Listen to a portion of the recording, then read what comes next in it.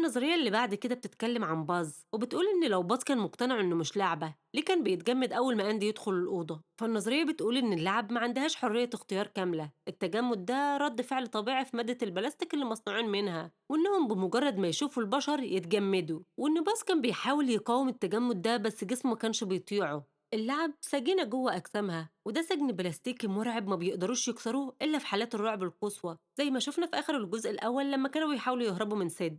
وطبعا حكايات باز لسه ما انتهتش. عمرك سألت نفسك قبل كده ليه باز يطير كان اللعبة الوحيدة اللي رفض إنه يصدق إنه لعبة؟ وهل ده كان مجرد خيال واسع ولا عملية غسيل مخ وتدمير للأعصاب؟ النظرية بتقول إن باز ما كانش بيمثل دور حارس الفضاء، هو كان ضحية لعملية زرع وعي مزيف، وإن المصنع اللي صممه ببرمجة بتخليه يصدق إنه في مهمة انتحارية لإنقاذ المجرة. تخيل كده كائن عنده كل المشاعر والذكاء ده بس مبرمج إنه يعيش في وهم. الصدمة الحقيقية حصلت لباز لما شاف في مشهد إعلان التلفزيون